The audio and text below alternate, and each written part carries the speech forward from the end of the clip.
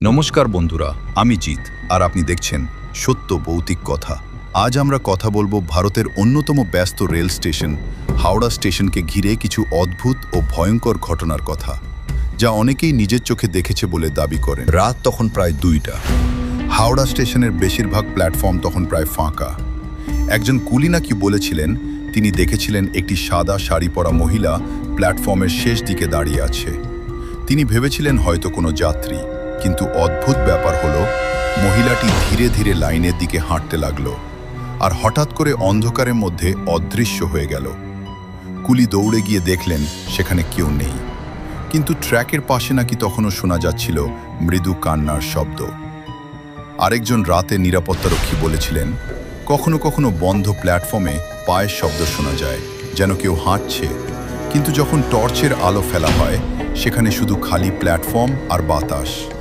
অনেকে বিশ্বাস করেন অনেক বছর আগে ট্রেন দুর্ঘটনা ও নানা ঘটনার কারণে কিছু অশান্ত আত্মা নাকি এখনও ওই জায়গায় ঘুরে বেড়ায়। সত্যি নাকি শুধু গুজব, তা আজও কেউ নিশ্চিত করে বলতে পারে। রেলওয়ে কর্মীদের মতে বহু বছর আগে গভীর রাতে এক মহিলা ট্রেনের নিচে পড়ে মারা যান। তারপর থেকেই শুরু হয় অদ্ভুত ঘটনা।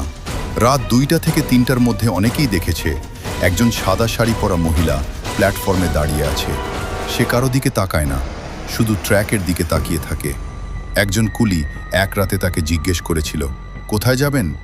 মহিলা ধীরে মাথা ঘুরিয়ে তাকালো, কিন্তু তার চোখ ছিল সম্পূর্ণ কালো।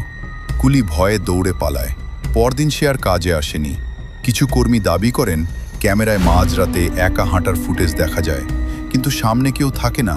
আর সবচেয়ে ভয়ঙ্কর, অনেক সময় শোনা যায় ট্রেন আসছে, কিন্তু কোনো ট্রেন আসে না। স্টেশনের পুরনো কর্মীরা বলে রাত 2টার পর প্ল্যাটফর্ম 8-এ একা দাঁড়ানো ঠিক নয়, কারণ কখন যে আপনার পাশে কে এসে দাঁড়াবে আপনি টেরও পাবেন না। আজকের ঘটনাটি এখানেই শেষ। এমন আরও সত্য ও ভয়ঙ্কর ভৌতিক ঘটনা শুনতে চাইলে সাবস্ক্রাইব করে থাকুন সত্য ভৌতিক কথা, কারণ অন্ধকারের এমন অনেক সত্য এখনো বাকি। আবার দেখা হবে পরের ভিডিওতে।